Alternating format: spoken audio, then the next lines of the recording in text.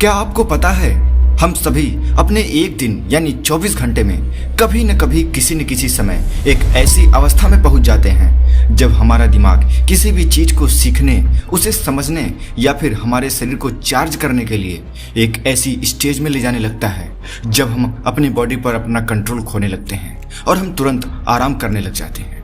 इस स्टेज को कहते हैं अल्फा स्टेज। वैसे तो हमारा ब्रेन खुद ब खुद अल्फा स्टेज में पहुंच जाता है, लेकिन यदि हम खुद से अपनी बॉडी और अपने ब्रेन को अल्फा स्टेज में ले जाना सीख जाएं, तो हम अपने अंदर की सीखने की शक्ति, याद शक्ति, प्रॉब्लम सॉल्विंग शक्ति, हीलिंग पावर और क्रिएटिविटी को बहुत ही ज्यादा बढ़ा सकते हैं। अल्फा स्टेज में पहुंचने के बाद आप अपने अवचेतन मन में अपनी किसी भी बात को बड़ी आसानी से डाल सकते हैं। और अगर आप डिप्रेशन, एंजाइटी या फिर चिंता से परेशान हैं, तो अल्फा स्टेज में पहुंचने के बाद आप इसे काफी हद तक कम कर सकते हैं, इस पर कंट्रोल कर सकते हैं। और दोस्तों, आज आप इस वीडियो में ब्रेन के इसी रहस्यमय शक्ति के बारे में डिटेल से जानेंगे। तो आज आप इस वीडियो में लास्ट तक हमारे साथ बने रहिए, क्योंकि यह वीडियो आपके लिए बहुत ज्यादा हेल्पफुल होने वाली है। यह आपकी लाइफ की क्वालिटी को इम्प्रूव करने में आपकी काफी ज्यादा मदद करने वाली है। असल में हमारे ब्रेन की कुल 5 स्टेज होती हैं: अल्फा, बीटा, गामा, डेल्टा और थीटा। इन सभी में गामा स्टेज सबसे ज्यादा मजबूत होता है, क्योंकि हमारा ब्रेन इस स्टेज में पहुंचने के बाद सबसे ज्यादा क्रिएटिव होता है, यानी अपनी सभी इंद्रियों का सबसे तेजी से इस्तेमाल करता है। इस स्टेज को जानने के लिए आप इस एग्जाम्पल को समझ सकते हैं कि जब आप कभी कार चला रहे हों या गाड़ी चला रहे हों, तो उसमें आप अपनी हर एक सेंस, हाथ, पैर, आंख, कान, नाक, हर चीज का इस्तेमाल कर रहे होते हैं। लेकिन क्या आप ज्यादा देर तक गाड़ी चला सकते हैं? नहीं, आप गामा स्टेज में बहुत ज्यादा देर तक नहीं रह सकते हैं। इन सभी 5 स्टेज में हमारा दिमाग अलग अलग तरीके से, अलग अलग फ्रीक्वेंसी में काम करता है।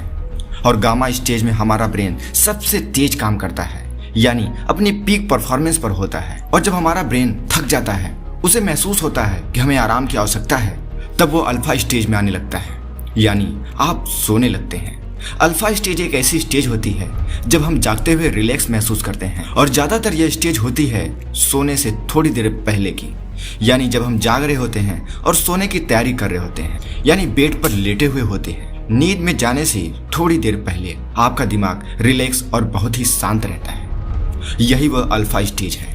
इस स्टेज को अगर हम सोने से पहले यानी जागती हुई अवस्था में इस्तेमाल करना सीख जाएं, हम इसे सीख जाएं कि कैसे हम दिन में भी इसका इस्तेमाल कर सकते हैं, तो इसके जरिए अपनी लाइफ में काफी ज्यादा इंप्रूवमेंट ला सकते हैं। हम दिन भर खुद को एनर्जेटिक और चार्ज कर सकते हैं। जब हमारा ब्रेन खुद को अल्फा स्टेज में लेके जाता है, तो इस अवस्था को हम अर्ध निद्रा की अवस्था भी कहते हैं। नींद आने से ठीक पहले हमारा दिमाग अल्फा स्टेज में होता है। पर ऐसा एक और समय है जब हमारा दिमाग इस स्टेज में जाता है, और वो है मेडिटेशन के समय। इस समय हमारा दिमाग अल्फा स्टेज में होता है। सेल्फ हिप्नोटाइजिंग में हमारा दिमाग अल्फा स्टेज में होता है। यह स्टेज हमारे सबकॉन्शियस माइंड को डायरेक्ट अफेक्ट करता है। जब हम पूरी तरीके से जाग रहे होते हैं, यानी चेतन अवस्था में होते हैं, तब यह स्टेज होती है बीटा स्टेज की। साइंटिस्ट की एक रिसर्च के अनुसार जब हमारा दिमाग जाग रहा होता है या बीटा स्टेज में होता है, तब हमारे दिमाग की फ्रीक्वेंसी 13 से 40 हर्ट्ज के बीच में होती है, और हमारे दिमाग में बहुत सारे फालतू विचार आते रहते हैं, और जिसका परिणाम यह होता है कि हम स्ट्रेस, इरिटेशन, एंजाइटी, डिप्रेशन, लो इम्यूनिटी सिस्टम और अन्य काफी हेल्थ इशू के शिकार हो जाते हैं। और इन्हीं तकलीफों को दूर करने के लिए, इसी से हमारे शरीर को बचाने के लिए हमारा दिमाग हमें अल्फा स्टेज में ले जाता है। यह अल्फा स्टेज सबसे ज्यादा पावरफुल और बेहद चमत्कारी होता है। इस स्टेज में हमारे दिमाग के चीजों को ऑब्जर्व करने की पावर कई गुना बढ़ जाती है, और हमारा दिमाग और भी ज्यादा क्रिएटिव और पावरफुल हो जाता है। वैसे तो हमारा ब्रेन खुद ब खुद हमें अल्फा स्टेज में लेकर चला जाता है, पर जब हम डिप्रेस्ड होते हैं, थके हुए रहते हैं, तब ऐसी स्थिति में हम जल्दी अल्फा स्टेज में नहीं पहुंच पाते हैं। लेकिन इस अल्फा स्टेज को हम जागते हुए बड़ी आसानी से प्राप्त कर सकते हैं, जिसे हमें सीखना पड़ेगा, और जिसका सबसे सरल और एकमात्र रास्ता है मेडिटेशन।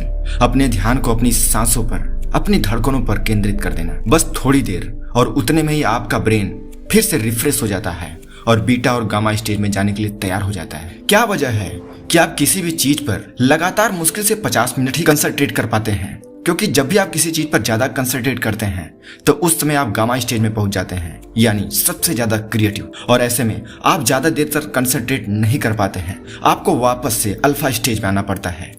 खुद को जागृत अवस्था में अल्फा स्टेज में ले जाने की टेक्निक अगर आप सीख जाते हैं, तो यकीन मानिए आप एग्जाम में टॉप कर सकते हैं। एग्जाम हॉल में आपको हर एक चीज याद आएगा जिसे आप पहले पढ़े होते हैं। आप 100% इफेक्टिव होने लग जाते हैं, लेकिन आपको इसे सीखना पड़ेगा।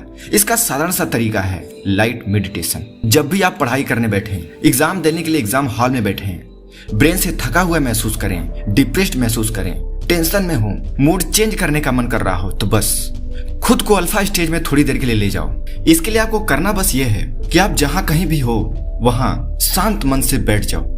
अपनी आंखें थोड़ी देर के लिए बंद करो। अपने ध्यान को अपनी सांसों पर केंद्रित करने लगो। और जो लोग अपने ध्यान को सांसों पर केंद्रित न कर पा रहे हों, वे अपनी धड़कनों को सुनने का प्रयास करें। सिर्फ 5 मिनट ऐसा करने से आप तुरंत ही खुद में एक एक्स्ट्रा एनर्जी महसूस करने लगोगे और आप फिर से उन सभी कामों को करने के लिए दोबारा से तैयार हो जाओगे जिसे आप अभी कर रहे थे। यह अल्फा स्टेट मेडिटेशन आपके लिए किसी एनर्जी ड्रिंक से कम नहीं है। यह आपके ब्रेन को तत्काल एनर्जी देता है और उम्मीद है आपको यह जानकारी पसंद आई होगी। अगर आप ब्रेन के सारे स्टेट के बारे में डिटेल से जानना चाहते हो तो आप हमें कमेंट करके बताओ। इस जानकारी को अपने दोस्तों के साथ शेयर करो और ऐसे ही जानकारी भरी वीडियो पाने के लिए हमारे चैनल को सब्सक्राइब करो। तब तक मिलते हैं अगले इन्फॉर्मेटिव वीडियो के साथ। नमस्कार।